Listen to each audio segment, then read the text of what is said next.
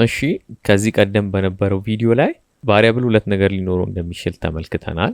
ይህም ቫሪያብል ኔም እና ቫሪያብሉ የሚሸከመው ዳታ ወይም ዳታ ታይፕ እንደሚባል አይተናል ማለት ነው። ስለዚህ በዚህኛው ቪዲዮ የምንነጋገረው ስለ ቫሪያብሉ ኔም ይሆናል ማለት ነው። እሺ ስለዚህ ከዚህ ቀደም በከፈትነው variables.py በተሰኘው የፓይተን ፋይላችን ውስጥ በመሆን የሚቀጥለውን ፕራክቲሶች ደግሞ እዚሁ ላይ የምንቀጥል ይሆናል ማለት ነው። ስለዚህ በተማርነው መሰረት ኦልሬዲ የጻፍኩትን ኮድ ለጊዜው ስለማልፈልገው ከማጥፋት ይልቅ ኮመንት ውስጥ ከተዋለሁ ማለት ነው። በተነጋገርነው መሰረት መልቲ ላይን ኮመንትን እጠቀማለሁ ማለት ነው። ይህንም ለማድረግ ኮመንት ላረግ ከምፈልገው ስቴትመንት መጀመሪያ ላይ በመሄድ 3 ኮት አረጋለሁ፣ እንዲሁም መጨረሻ ላይ በመሄድ 3 ኮት አረጋለሁ ማለት ነው። ስለዚህ አሁን ከላይ ያለው ሙሉ ኮድ ዲስሪጋርድ ይደረግልኛል ማለት ነው። ኦኬ ስለዚህ ሃሽ በማድረግ this code is about variables naming rule ብዬ ጽፋለሁ ማለት ነው።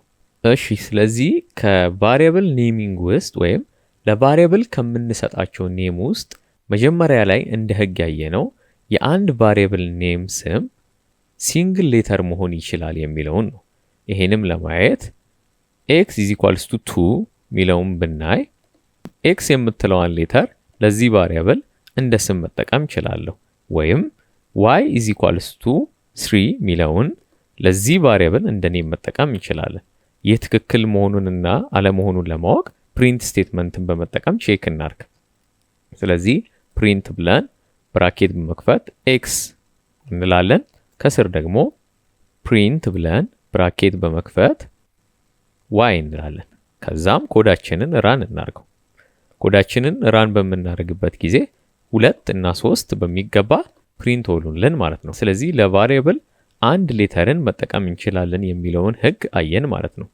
በመቀጠል ያየነው ህግ ደግሞ ቁጥርን ለቫሪያብል ኔሚንግ መጠቀም እንደማንችል ነው። ይህ ማለት ለምሳሌ x equal to 2 በሚለው ቦታ ላይ 1 equal to 2 ማለት አልችልም። እንደምታዩት እዚህ ጋር ቀይ መስመር አስምሮብኛል። ይህም ማለት ደግሞ ኢረር መሆኑን እያሳየኝ ነው ማለት ነው። ሌላው የተመለከትነው ህግ የምንጠቀመው የቫሪያብል ኔም የሌተር ወይም የነምበር እንዲሁም የሲምቦሎች ኮምቢኔሽን በሚሆን ጊዜ ልናስተውላቸው የሚገቡ ሩሎችን ነው። ይህም ማለት ለምሳሌ ይህን ሙሉ ኮድ እናጥፋውና የቫሪያብል ኔሜን ኤጅ ልበለው። ስለዚህ እዚህ ጋር እንደምታዩት ከአንድ ሌተር በላይ ተጠቅሜያለሁ ማለት ነው። ኤጅ is equals to 12 ብል ወይም ኤጅ እኩል ይሆናል 12 ብል አሁን ከስር በመምጣት ፕሪንት ብዬ በብራኬት ውስጥ ኤጅ ብዬ መጻፍ እችላለሁ ማለት ነው። ስለዚህ ኤጅ በሚባለው ቫሪያብል ላይ 12ን አስቀምጦልኛል ማለት ነው። ስለዚህ የዚህ ቫሪያብል ኔም ኤጅ ነው ማለት ነው። ስለዚህ መልቲፕል ሌተር መጠቀም እችላለሁ ማለት ነው። ሌላ የተመለከትነው ህግ ደግሞ ምንድነው?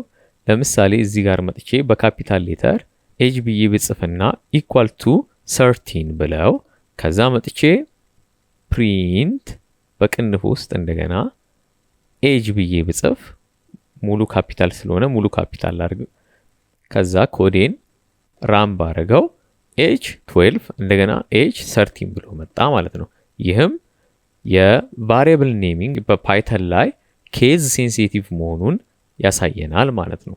ሌላ ያየነውን ህግ እዚሁ ጋር ለመመልከት እንሞክር። አንዱ የፓይተን ቫሪያብል ኔሚንግ ህግ ምን ይላል?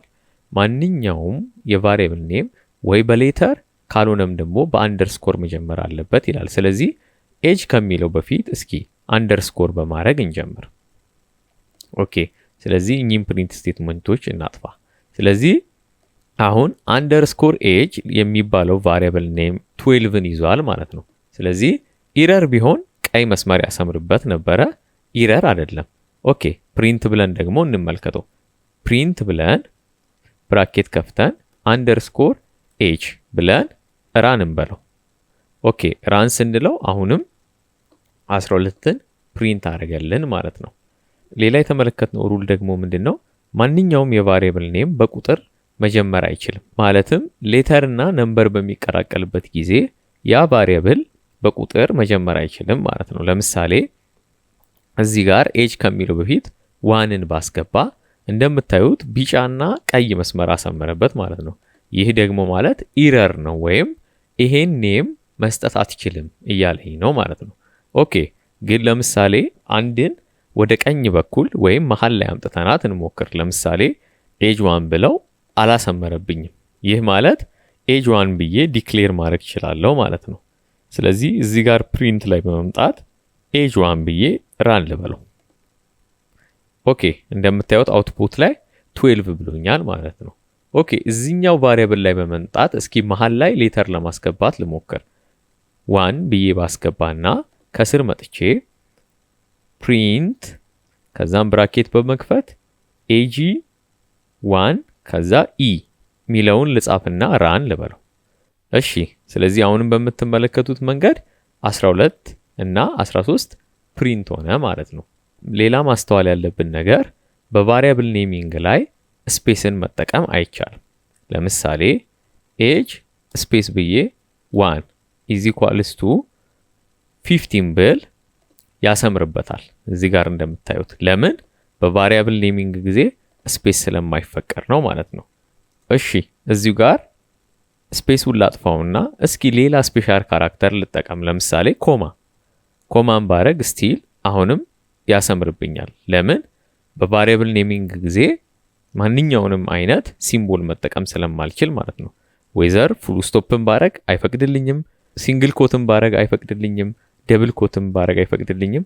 ማንኛውንም አይነት ሲምቦል መጠቀም አልችልም። አንድ ኤክሰፕሽናል ሲምቦል ግን አለ። እሱም እንደተነጋገርነው ምንድነው ማለት ነው? አንደርስኮር ነው ማለት ነው። ስለዚህ ኤጅ አንደርስኮር 1 ግል ማለት ይችላለሁ ማለት ነው።